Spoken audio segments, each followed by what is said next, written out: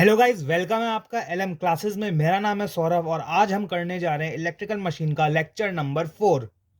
आज के लेक्चर में हम ट्रांसफार्मर का लेक्चर नंबर 2 करेंगे। तो आज के लेक्चर का हमारा पहला टॉपिक है पर्पस ऑफ ट्रांसफार्मर। हमें ट्रांसफार्मर की जरूरत क्यों पड़ती है, तो इसका पहला पॉइंट देखते हैं। To step up and step down the voltage by simply changing the tapping point of the secondary winding. मतलब कि हमें एक ट्रांसफार्मर की जरूरत वोल्टेज को स्टेप अप या तो स्टेप डाउन, या तो वोल्टेज को बढ़ाने के लिए या तो कम करने के लिए जरूरत पड़ती है। हम ये कम ज्यादा कैसे कर सकते हैं? ये एक टैपिंग लगी है। टैपिंग मतलब एक स्विच टाइप का है जिसमें हम नंबर ऑफ टर्न्स को चेंज कर पाते हैं। जैसे प्राइमरी वाइंडिंग में 3 नंबर ऑफ टर्न्स हैं और इसमें 5 नंबर ऑफ टर्न्स हैं। तो अगर हम इस जो लोड में टैपिंग लगी है इसको हम अगर सबसे ऊपर कनेक्ट कर दें तो जो सेकेंडरी कॉइल है उसके नंबर ऑफ टर्न्स जो है वो बढ़ जाएंगे प्राइमरी वाले कॉइल से। तो ये एक स्टेप अप ट्रांसफार्मर की तरह बिहेव करेगा। और अगर हम इस लोड के टैप को कम कर दें, फॉर एग्जांपल हमने इस सेकेंड वाइंडिंग में लगा दिया, दूसरे पॉइंट में लगा दिया, तो इसका जो नंबर ऑफ टर्न्स है सेकेंडरी वाइंडिंग का वो प्राइमरी वाइंडिंग से कम हो जाएगी, जिसके वजह से जो ये ट्रांसफार्मर है वो एक स्टेप डाउन ट्रांसफार्मर की तरह बिहेव करेगा। मतलब इसमें वोल्टेज जो है सेकेंडरी वाइंडिंग में प्राइमरी वाइंडिंग के मुकाबले कम हो जाएगी।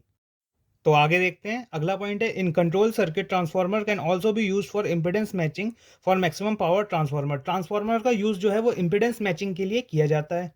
इम्पिडेंस मैचिंग को समझते हैं। It is design to transfer maximum power from source to load. ये सोर्स से लोड में मैक्सिमम पावर ट्रांसफर करने के लिए डिजाइन किया जाता है। It alters its turn ratio to match load and source impedance.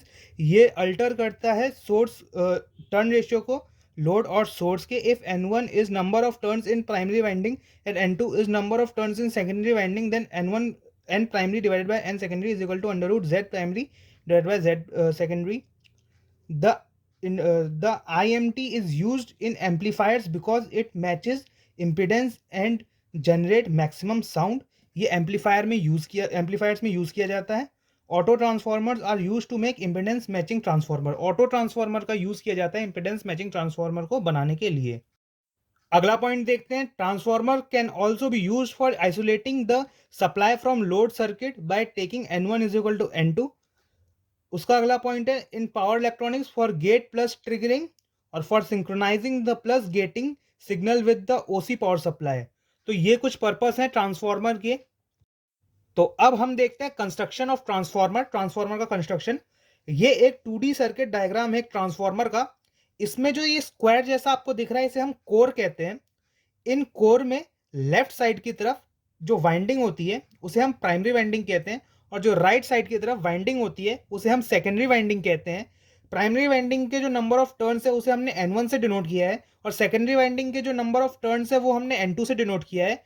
जो प्राइमरी वाइंडिंग है उसमें एक AC वोल्टेज सोर्स लगा हुआ है, और जो सेकेंडरी वाइंडिंग है उसमें हमारा लोड कनेक्टेड है। वो लोड रेजिस्टिव, इंडक्टिव, कैपेसिटिव कुछ भी हो सकता है।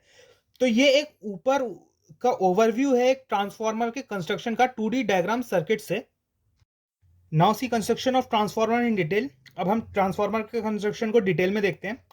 तो ऐसा कुछ 3D डायग्राम होता है एक ट्रांसफार्मर का, जिसमें कि ये कोर है और ये प्राइमरी वाइंडिंग है, ये सेकेंडरी वाइंडिंग है। प्राइमरी वाइंडिंग से AC वोल्टेज सोर्स लगा हुआ है और सेकेंडरी वाइंडिंग में एक लोड लगा हुआ है। सबसे पहला पॉइंट है it consist of rectangular soft iron core made of illuminated sheets insulated from one another. जो ये जो कोर है ये इल्यूमिनेटेड शीट्स से बनी होती है आयरन के। मतलब ये एक के ऊपर एक शीट्स को जोड़ के बनाया जाता है, और वो सारी शीट्स जो हैं एक दूसरे से इंसुलेटेड होती हैं। उनमें माइका की एक लेयर चिपकाई जाती है जिससे वो इंसुलेट हो जाती हैं एक दूसरे से, और उन सभी आयरन शीट्स को एक के ऊपर एक रख के कोर बनाया जाता है। दूसरा पॉइंट है primary coil P1 P2 and secondary coil S1 S2 are wound on same core and are well insulated from one another. जो प्राइमरी कॉइल है ये P1 P2, secondary coil S1 S2, ये दोनों वाउंड करे जाते हैं इस कोर के ऊपर।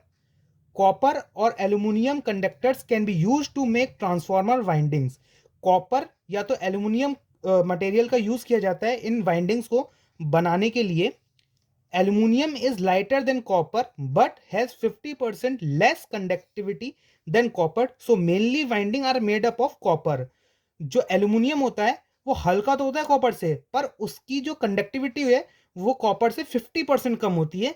तो इसलिए जो वाइंडिंग्स होती है उनको खास तौर में हम कॉपर से बनाते हैं। अगला पॉइंट देखते हैं, सोर्स ऑफ अल्टरनेटिंग ईएमएफ और alternating voltage source is connected across primary winding. The DC voltage source cannot use in transformers because if a DC voltage source is applied, then the current in primary coil remains constant. Hence, there is no change in magnetic flux with the secondary. Therefore, the voltage across the secondary coil is zero. अब जो ये core है, इसकी जो primary winding है, इसमें एक AC voltage source को जोड़ा जाता है जो कि करंट प्रोड्यूस करती है, जिससे फ्लक्स जनरेट जिसकी वजह से फ्लक्स जनरेट होता है प्राइमरी कॉइल में, और वो फ्लक्स सेकेंडरी कॉइल में लिंक करता है, फिर उसके वजह से एक ईएमएफ इंड्यूस होता है सेकेंडरी कॉइल में. Now why only AC voltage sources apply in primary winding of a transformer and DC voltage does not apply. हम DC वोल्टेज सोर्स को क्यों नहीं अप्लाई करते ट्रांसफार्मर में एज अ सोर्स? इसलिए नहीं अप्लाई करते क्योंकि DC voltage source can not use in transformer because if a DC voltage source is applied then the current in primary coil remains constant. अगर हम DC सोर्स को apply करें तो जो करंट होगी प्राइमरी कॉइल में वो कांस्टेंट रहेगी. Hence there is no change in magnetic flux with the secondary. तो मैग्नेटिक फ्लक्स कोई चेंज नहीं होगी सेकेंडरी कॉइल से, जिसके वजह से सेकेंडरी कॉइल में कोई भी ईएमएफ इंड्यूस नहीं होगा. नाउ अगला पॉइंट है, load is connected across secondary coil, output is taken through secondary coil. जो लोड है वो सेकेंडरी कॉइल में लगाया जाता है, यानी कि जो आउटपुट है हमें वो सेकेंडरी कॉइल से मिलता है. The transformer can handle resistive, inductive and capacitive load. जो ट्रांसफॉर्मर है हम उसमें रेजिस्टिव, इंडक्टिव या कैपेसिटिव कोई सा भी लोड लगा सकते हैं. आगे आता है, insulation is use to separate the primary and secondary winding to prevent electrical leakage and to provide electrical isolation. It is made of high grade insulating material such as enamel coated wire, paper or synthetic materials. Insulation is necessary to prevent electrical leakage and ensure safe operations. अगला point है, in step up transformer number of turns in secondary winding is greater than primary winding, and for step down number of turns in primary winding is greater than secondary winding. अगला point है, stacking factor also known as stacking factor ratio is a term used in transformer design that refers to the amount of space occupied by the core material relative to the total volume of the core and winding space. तो ये है construction of transformer.